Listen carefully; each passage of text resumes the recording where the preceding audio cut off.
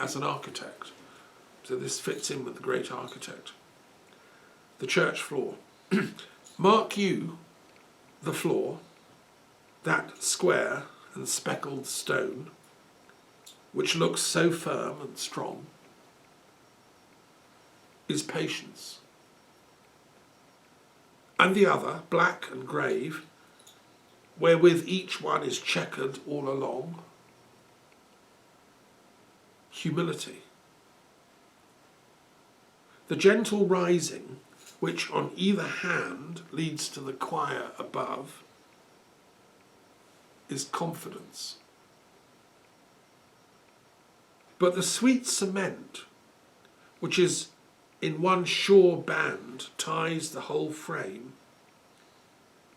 is love and charity. Hither sometimes sin steals and stains the marbles, neat and curious veins. But all is cleansed when the marble weeps. Sometimes death, puffing at the door, blows all the dust about the floor. But while he thinks to spoil the room, he sweeps. Blessed be the architect whose art could build so strong in yet so weak a heart. I love that poem. I mean, I love George Herbert's work. And I used to teach near Salisbury, where he used to be based, George Herbert. And I once went to supper with the Bishop of Salisbury,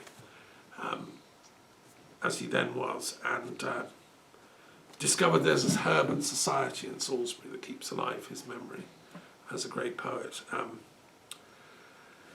Okay, so there's the great architect, and I think these two cards,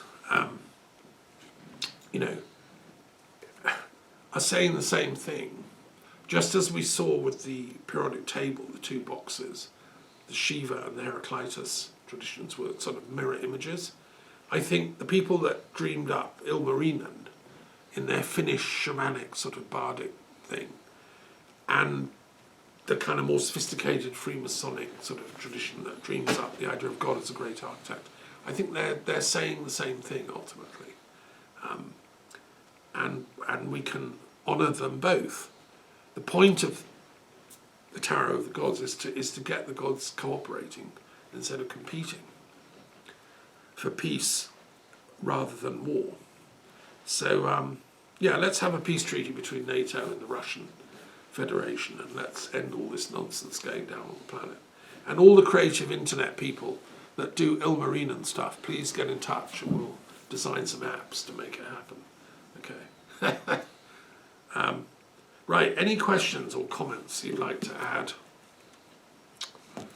Been quite a rich for me, it's funny because both of the cards deals with kind of technical ability. Yeah. Things fit together. Yeah. And the problem of our time maybe is we think we can fix problems without the gods. Sure. No, that's a very, thank you. So it's... yeah, which is, I think, very naughty because it's impious. As the Roman civilization knew, you have to invoke the gods for protection and support and help. And piety was a key element, which Christianity inherited. We know, Christians should know, that you should always invoke the gods for help, support. Yes, from where comes the fire? It's not... The photons, yes. I'm reading a biography of Einstein at the moment, which is keeping me up at nights, and his discovery of the photon, his studies of the photon, is it a wave, is it a particle, etc., etc. This is fascinating stuff. What is the fire and where it comes from? Yes. And can we harness it for peace? instead of war, because of course his equations led to nuclear weapons, which are now hovering over the planet with destructive potential. But what I want to do is harness the fire, as Teilhard de Chardin said, for love. He said, we will reinvent fire for love. That's the secret that this philosophy club is about, and I think what philosophy is about. That's what Pythagoras wanted, and all the sages of human history. We want the same thing. I'm not quite sure where the dark forces have got onto the planet from.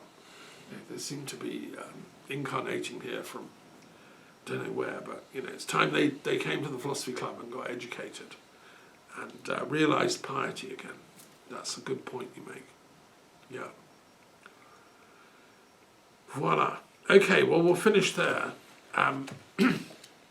Unless I'm going to finish with one of my own poems. Is that all right? Because I love poetry, and it's a way of saying the ultimate without the prose, This is a poem I wrote not that long ago. It's called, "It is not often a true poet comes." It is not often that a true poet comes.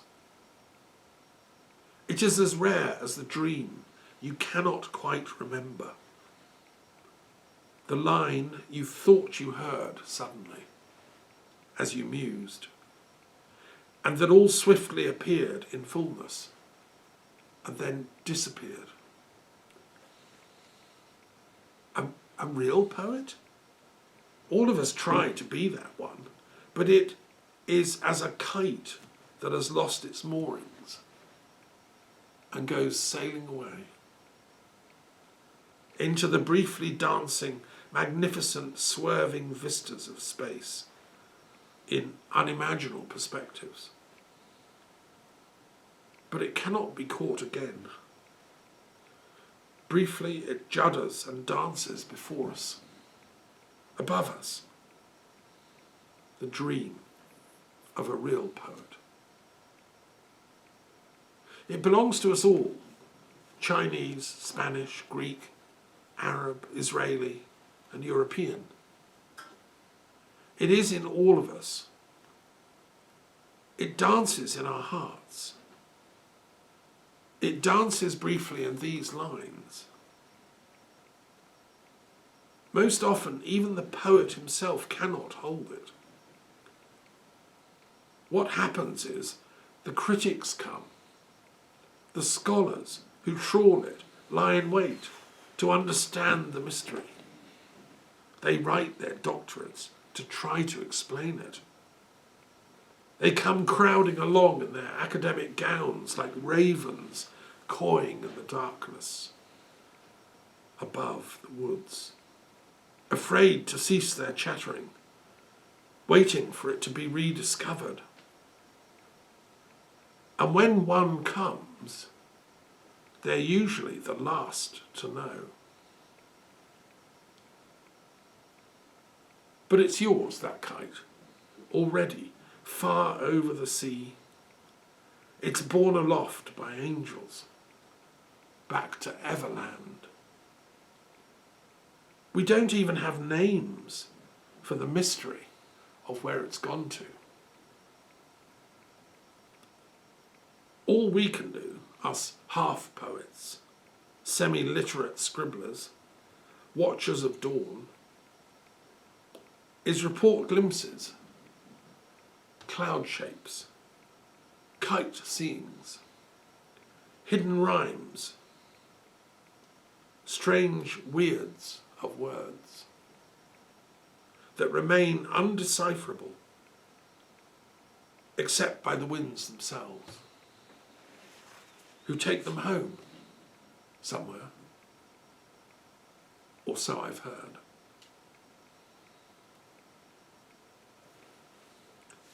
Voila. It's not often a true poet comes. Poem 958 of my 1,000 poems. Okay, merci. Merci. On va finir.